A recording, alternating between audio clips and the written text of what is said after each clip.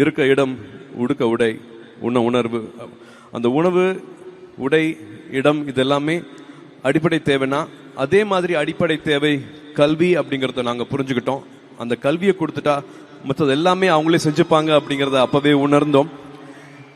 எப்படி இதை செய்ய போறோம், எப்படி இதை சரியா செய்ய போறோம் அப்படின்னு தேடிட்டு இருக்கும் போது கிராஸ் ரூட் லெவலில் போய் நம்ம அதை கத்துக்கலாம், உண்மையா என்ன நிலவரம், என்ன நடந்துட்டு இருக்கு அப்படிங்கிற கத்துக்கலாம் அப்படிங்கறதுக்காக ஒரு பழங்குடி ஒரு பள்ளி, அரசு பள்ளிக்கு போய் நம்ம அதை தத்தெடுத்துட்டு உதவிகள் செஞ்சு என்னென்னு கத்துக்கலாம் அப்படின்னு போய் பார்த்தோம். அப்பதான் அங்க 6ஆவதுல இருந்து 12ஆவது படிக்கிற மாணவர்களோட குடும்ப சூழல், அவங்க வாழ்வாதார சூழல், அவங்க எந்த நிலைமையிலிருந்து படிக்க வராங்க, எதனால பாதியிலே படிப்பை விடுறாங்க, என்னென்ன பிரச்சனைகள் அங்கே நடக்குது அப்படிங்கறத நேரடியாக அங்கனால பார்க்க முடிஞ்சது. இது எல்லாத்தையும் எப்படி செய்யலாம், அந்த படிப்பை நம்பணுமே அப்படிங்கறதுக்காக ஹீரோவா ஜீரோவா அப்படின்னு ஒரு சின்ன ஒரு குறும்படம் எடுத்தோம். அதுல விஜய் அவர்கள் நடிச்சாரு, மாதவன் அவர்கள் நடிச்சாங்க, என்னோட ஜோ நடிச்சது, நாங்க 4 பேர் சேர்ந்து நடிச்சது. எல்லா கிராமத்துக்கும் எல்லா பள்ளிகளுக்கும் அரசு கொண்டு போய் அதை சேர்த்தாங்க.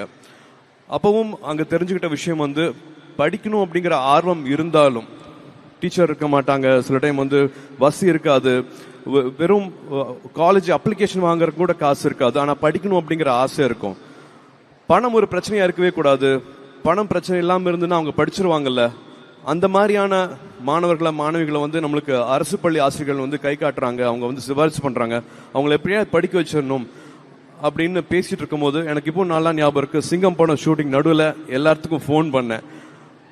ஒற்றை சிந்தனை இருக்கிறவங்க எல்லாத்துக்கும், அதே மாதிரி சிந்தனை இருக்கிறவங்க எல்லாத்துக்கும் ஃபோன் பண்ணி உதவி செஞ்சீங்கன்னா இவங்க எல்லாம் படிப்பாங்க அப்படின்னு சொன்னதுல 1 கோடி ரூபாய் கிடைச்சது. ஆளுக்கு 10 லட்ச ரூபா 10 லட்ச ரூபா அப்படின்னு 1 கோடி ஒரு தொடக்கம் அப்படிங்கிற நிகழ்ச்சி பண்ணோம். விஜய் டிவி கூட என்னோட அண்ணன் /சித்தப்பா கமல் சார் அவர்களும் அப்ப இருந்தே எங்களுக்கு துணையா இருக்கிறாரு. அந்த நிகழ்ச்சி பண்ணதுக்கு அப்புறமா நிறைய பேர் அன்பு கொடுத்தாங்க, நிறைய பேர் மாணவர்கள் அப்ளிகேஷன்ஸ் அனுப்பிச்சாங்க, ஏகப்பட்ட அப்ளிகேஷன்ஸ். நாங்க 100 பேரை படிக்க வைக்க போறோம் அப்படின்னு ப்ராமிஸ் பண்ணோம். பட் அதுல எப்படியாவது 160 பேரை படிக்க வச்சே ஆகணும் அப்படிங்கிற நிலைமை வந்துச்சு. 100 பேருக்கு தான் பட்ஜெட் இருந்தது, 60 பேருக்கு பட்ஜெட் அப்ப இல்ல. திரும்பி கால் பண்ணோம். அப்ப நல்லுள்ளங்கள் எல்லாருமே ஒண்ணு சேர்ந்தாங்க. நிறைய கல்லூரிகள் இலவசமா அவங்களோட சீட்ஸ் கொடுக்கறேன் அப்படின்ட்டு முன் வந்தாங்க. அந்த பயணம், அந்த உறவு இப்ப வரைக்கும் அது போகவே இல்லை. 160 சீட்ல ஆரம்பிச்சது இப்ப 15 வருஷம் கழிச்சு இப்ப கிட்டத்தட்ட 6000 மாணவர்களுக்கு மேல நம்ம கொண்டு போய் சேர்த்திருக்கோம்.